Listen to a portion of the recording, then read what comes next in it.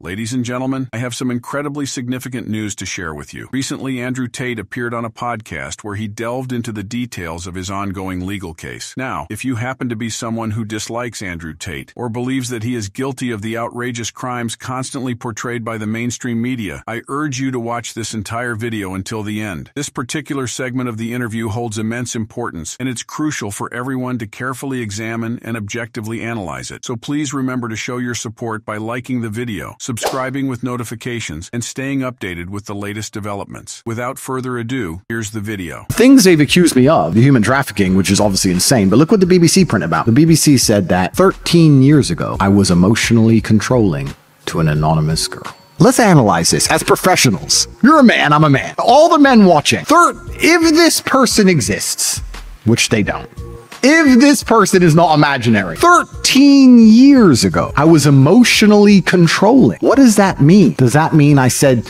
no, I won't buy you a handbag? Does that mean I said, no, you can't go drinking with those guys in the club? Does that mean I said, no, you should have been nice to me on my birthday? What did I do? Don't know. Who is she? Don't know. And they're putting it all over the news and calling me a sex criminal? How do I defend myself against such abstract bullshit?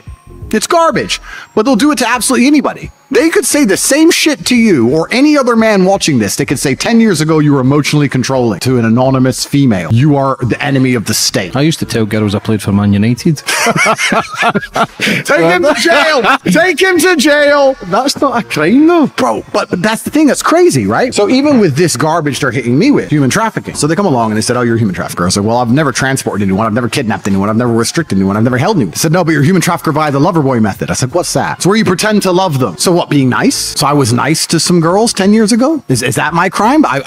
Maybe I did love them, but we're not together anymore. So what? I pretended? Who said I pretended? Prove I pretended to love. And then what did I pretend to love them to achieve? The case against me is that I pretended to love girls to make them do TikTok for money. Please listen to this. That's the case against me. I pretended to love girls to convince them to do TikTok to give me the money. The girls themselves have said that's not true, but they throw away their statements and keep them as victims in the file. That's how insane this is. And they're saying you convince them to do TikTok by pretending you love them. And the reason all this garbage has come up is basically because they chose some girls I know who have TikTok on their phone. And here I am, human trafficker. The level of insanity is crazy. And there's so much more I could say, but unfortunately I'm in Romania and I have to go to court in Romania and I have to respect the Romanian judicial system. And I have enough faith that the judge is going to look at this and say, well, this is crazy. It's not human trafficking. But yeah, you get so big and they come for you and they come to attack you. So it's scary. And if they're going to do what they done to me purely because I know girls with TikTok, I'm sure you know a couple girls with TikTok. I'm sure you guys at home know a couple girls with TikTok. Watch out, Clown World. What do you think should be in place to protect men more? Do you think we get the rough end of the stick? Oh, we absolutely get the rough end of the stick. And there has to be some degree of burden of proof. I don't know why with these particular crimes there's no burden of proof. Surely there has to be some legal test. I don't know where a woman's statement alone just is enough. If you go into the police station and say, I know someone who stole a car. What car?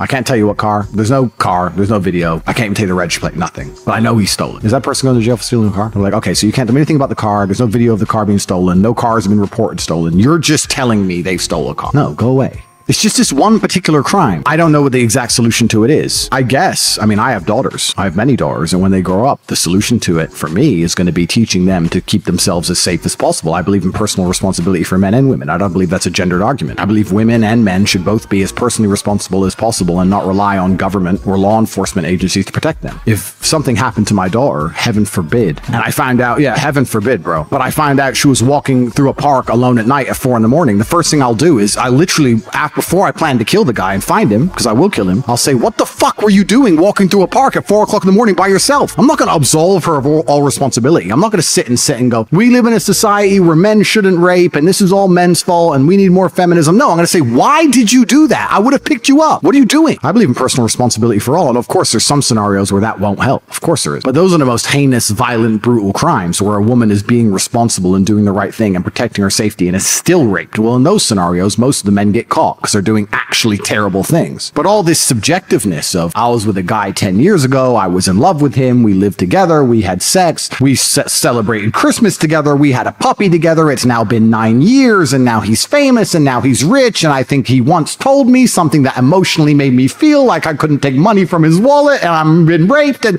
there has to be a level of sanity reinstalled. But that's assuming the legal and judicial system wants sanity. If you have sanity, then it's much harder to just, weaponize it. If you have insanity, then you could just make everybody afraid of it and just weaponize it against anyone you choose. What would you do if you were in charge of the world? How's this been on your daughters and your kids? Yeah, that's the worst thing about this. Like, this is not a victimless crime, what's happening to me, because no crime has taken place, and then I'm being persecuted, and that's not a victimless crime. Of course, my brother and I have suffered, but so has my family. My mother's suffered, my children have suffered, the mothers of my children have suffered, everyone close to me has suffered. People are suffering because of this. For what? For who? Who are we suffering for? To protect who? People who say we're not victims, this is stupid? Who are we protecting? So yeah, there's been genuine heartbreak and a lot of people crying on my side, which nobody seems to give a shit about. Nobody talks about all the BBC and all these garbage and MSN are constantly attacking me, never talk about my mental health. They talk about Philip Schofield's mental health, of course, after 2 days. After a year of attacking me, they don't talk about my mental health. They don't care about my family. They'll just put her address and dox all my family and just try and get everybody in trouble because I'm not part of the club, right? Because I haven't sold my soul. And there's been a lot of people who suffered. And I think that, in fact, in jail, I said it to Tristan. I said, we're sitting here in this hell, but everyone we love at least is taken care of. At least mom can eat, at least the kids can eat, at least the rents are paid. At least we're suffering because men are built to suffer, but everyone we love is taken care of. That gave me some solace. But the way they've attacked me, they didn't intend for that to be true. They intended for me to be bankrupt. They intended for me to be completely destitute and destroyed. They intended for me to sit in a cell knowing that I can't feed my kids. That's what they wanted to do. Just because I've managed to make sure that didn't happen, that doesn't mean it wasn't their intention. Their intention is purely and truly evil. And it makes you wonder, who are these people who want to operate in this way? Who are these people sleeping well at night? But I guess the world's always kind of been that way, hasn't it? Seeing you were in Dubai, why didn't you just stay there? Yeah,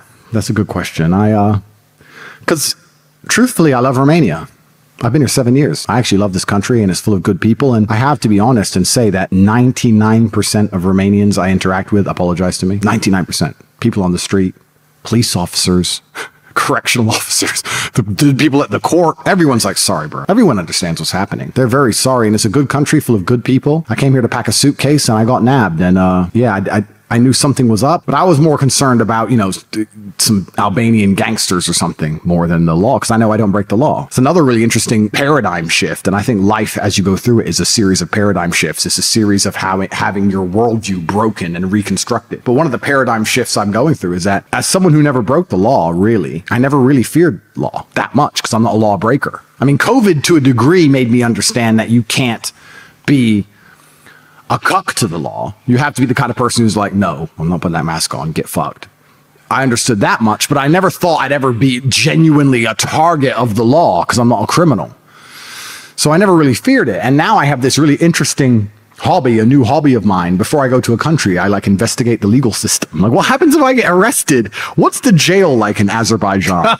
Because I'm like, what if I get arrested there? I found out that Japan's legal system's crazy. Japan's got one of the most strict legal systems in the world. They have like a 99.8% conviction rate. You don't get that conviction rate without putting innocent people in jail. If you go to a court in Japan, you're going to jail.